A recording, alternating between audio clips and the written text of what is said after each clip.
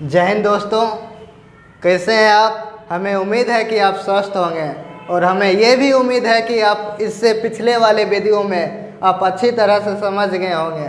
हमने इससे पिछले वाले वीडियो में व्याकरण के कुल 4 पदों के बारे में जाने थे, जैसे वर्ण, शब्द, पद और वाक्य। लेकिन आज हम वर्ण के बारे में और उसके विश्लेषण के बारे में जानेंगे। वर्ण कितने प्रकार के होते हैं और वर्ण के कितने भेद होते हैं और उन भेदों को कितने भेद होते हैं, ये भी हम आज जानेंगे। तो देखते हैं हम आज स्वर्ण वर्ण। स्वर्ण वर्ण हम वैसे वर्ण को कहते हैं, स्वर्ण वर्ण वैसे वर्ण को कहते हैं जिसके उच्चारण में किसी अन्य वर्ण की सहायता नहीं लिया जा सकता है। हम उसे परिभाषा के तौर पर हम इस तरह लिखते हैं, वैसा वर्ण जिस वर्ण के उच्चारण में किसी अन्य वर्ण की सहायता नहीं लिया जा सके, स्वर्ण वर्ण कहलाता है। तो हम स्वर्ण वर्ण के बारे में जान चुके हैं। स्वर्ण वर्ण 11 होता है। स्वर्ण वर्ण 11 होता है, जैसे ओ, आ, हर्षई, दुर्गे, हर्षऊ, दुर्गो, ए, ऐ, ओ, औ और रे।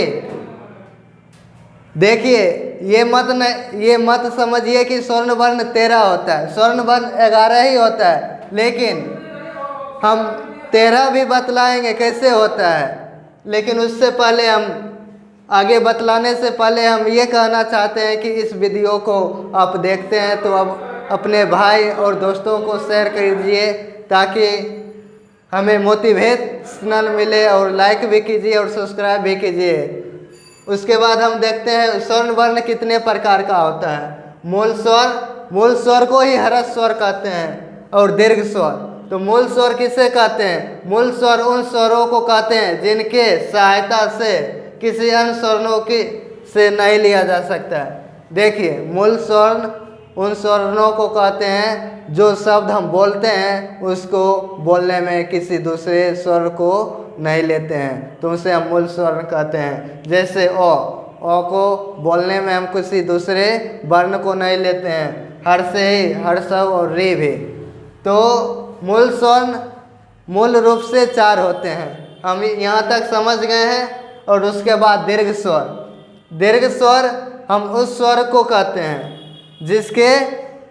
जिस मूल स्वर्ण को एक साथ जोड़ देते हैं। देखिए, दीर्घ स्वर हम उस स्वर को कहते हैं जब किसी ह्रस्व स्वर या मूल स्वर को एक साथ जोड़ते हैं तो एक शब्द बनता है। जैसे देखते हैं ओ है और उसको आपस में जोड़ते हैं तो आ बनेगा।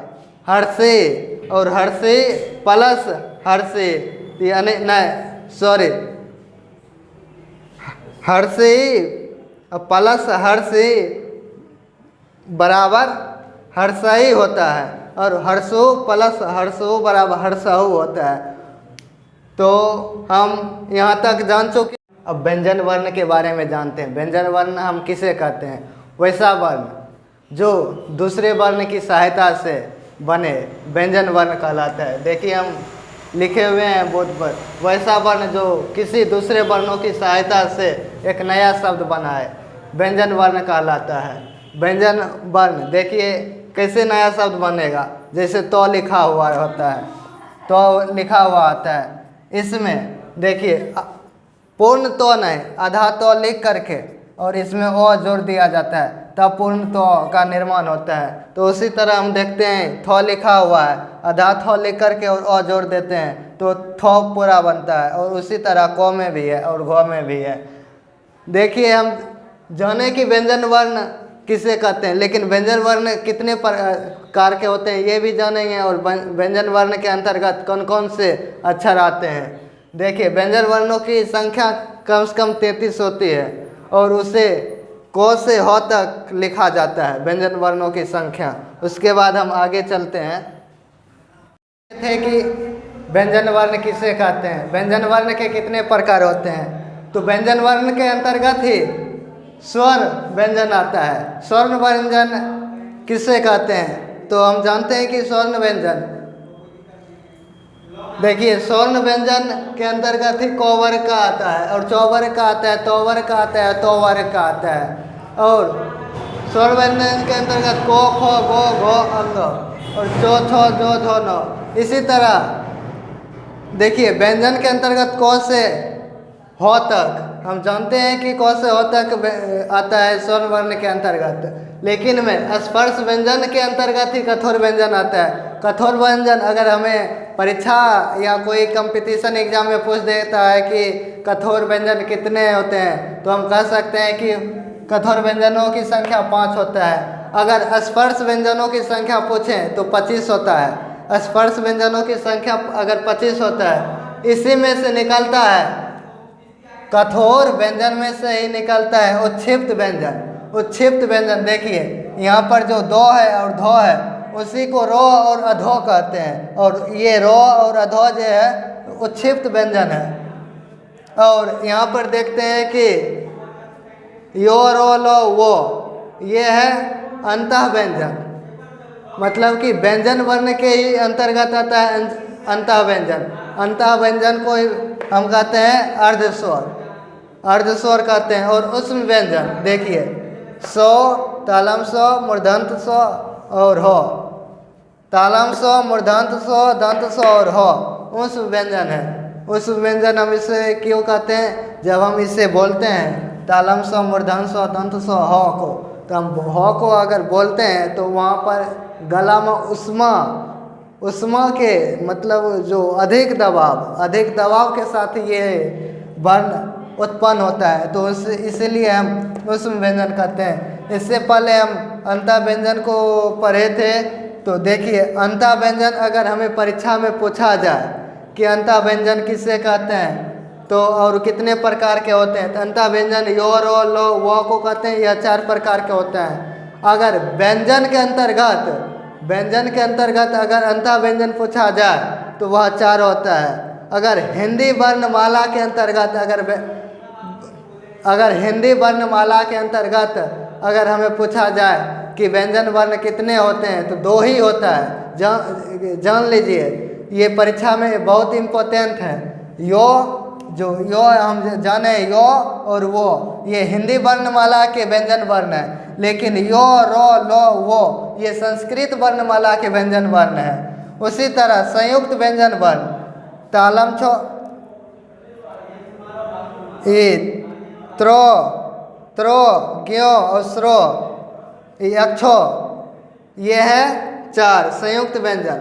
ये चारों है जो संयुक्त व्यंजन है ना, इसकी संख्या 4 होते हैं। तो हम व्यंजन वर्ण समझ चुके हैं। अब इसके बाद अयोग वाहक वर्ण पढ़ेंगे। अयोग वाहक वर्ण किसे कहते हैं, कितने होते हैं, तो हम बतलाते हैं ये अयोग वाहक।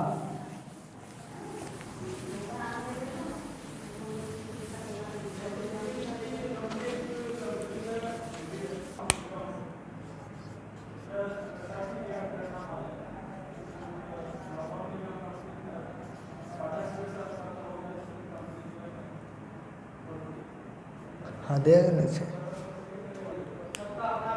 तो हम जान चुके हैं। उसके बाद अयोग वाहक वर्ण देखिए वैसा वर्ण जिसमें अनुस्वार हम ए, ऐ, ओ, औ में पढ़े हैं अंग और आ, उसी तरह अनुस्वार में अंग आता है और विसर्ग आह जिसको कहते हैं, ए, ऐ के लास्ट पोजीशन पर आह आता है, उसी को विसर्ग कहते हैं। दोनों आता है तो अयोग वाहक वर्ण कहलाता है। तो देखिए कि हम अंग और आ लिख चुके हैं। हम इससे पहले बतलाए थे इसी वीडियो के शुरुआत में स्वर्ण वर्णों की संख्या 11 होता है।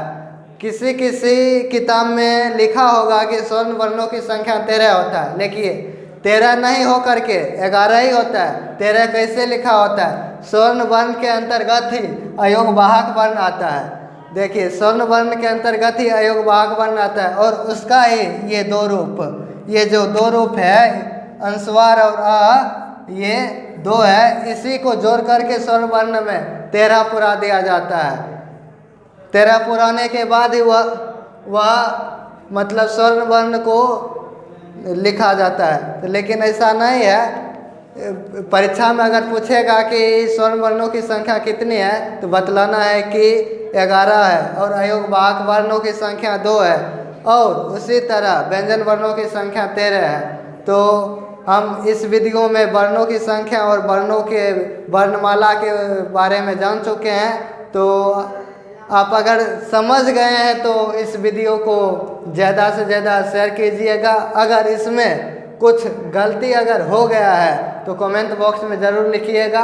इसी तरह इस वीडियो को हम यहीं पर समाप्त करते हैं और इससे अगले वाले वीडियो में हम मिलेंगे फिर से।